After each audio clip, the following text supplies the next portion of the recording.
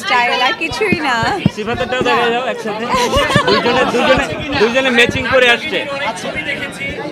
ও আচ্ছা আচ্ছা, হ্যাঁ দরদ সুপার একটা সিনেমা আসলে। ডে বাই ডে মানে এই সিনেমাগুলোর কারণে এখন মনে হয় যে বাংলা চলচ্চিত্র অভিনেত্রী বলতে প্রাউড লাগে সিরিয়াসলি।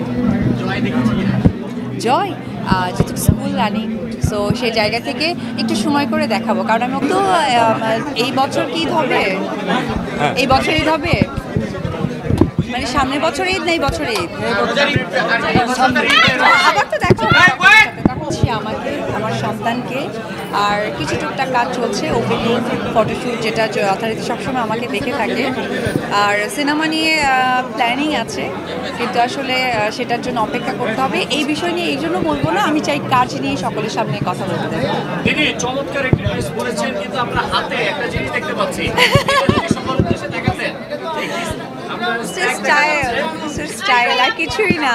সিফাতেরটাও দেখা যাও একসাথে, দুইজনে ম্যাচিং করে আসছে। আসলে আমরা যেহেতু অভিনেত্রী, সো আমাদের কাছ থেকেই মানুষ কি বলে স্টাইলটা শেখে, তো এটা একটা স্টাইলের পার্ট বলতে পারে, নাথিং এলস। ড্রেসের সাথে ম্যাচ করা, হ্যাঁ এক্স্যাক্টলি।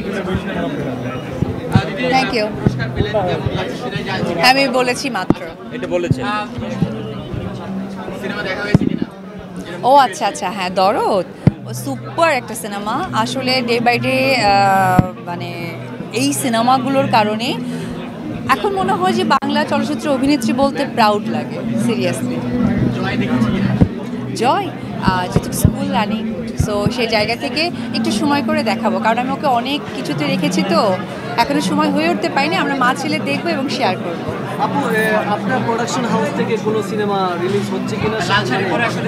হ্যাঁ হ্যাঁ, আসলে না, আমি যেহেতু একদমই ব্যস্ত ছিলাম আমার কাজ নিয়ে, তবে দেখবেন ভেরি সুন দেখবেন। আমি আসলে সিনেমা মানে এই মুহূর্তে এই কারণে বলবো না, আমি চাচ্ছি যে সিনেমার দিনই যেন আমি আপনাদেরকে সকলকে কাছে পাই। Thank you. আচ্ছা দিদি, থ্যাংক ইউ ভেরি মাচ। এবারে আমাদের দেশের এবং আন্তর্জাতিক অঙ্গনেও কাজ করছে Sifat Nusrat. Thank you so much. আমরা এবারে না না না না, এখানে যারা ক্যামেরায় আছেন তারা সকলেই আমার পছন্দের ভালোবাসার মানুষ, তাদের সাথে আমি থাকতে পেরে আনন্দিত।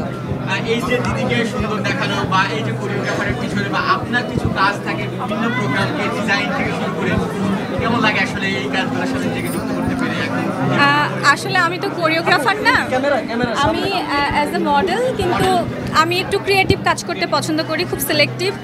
সো আমার কাজ হচ্ছে ক্রিয়েটিভ লেআউট বের করা, যেহেতু আমার একটা স্টুডিও আছে, স্টুডিও বাই নিউজ সবাই জানেন, এবং আমার একটা ছোট্ট একটা ব্র্যান্ড আছে নুসরাত, তো সেখান থেকে আসলে আমরা ড্রেস ডিজাইন করি, এবং আমার স্টুডিওতে যেই শ্যুটগুলো হয় সবার না, সেলিব্রিটি যারা আছে এবং যারা আমাকে পার্সোনালি পছন্দ করে, যেমন দিদি আমাকে অনেক পছন্দ করে, এটা আমার জন্য ব্লেসিং, ট্রাস্ট করে।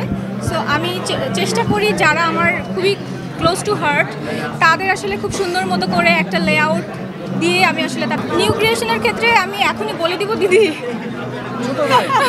ছোট করে আমার একটা বই আসছে সামনে, থ্রিলার জনরার, একটু কমার্শিয়াল বেস, তো এখনই আমি আসলে এটা অ্যানাউন্স করতে চেয়েছিলাম না, আমি লিখছি, এখনও শেষ হয়নি।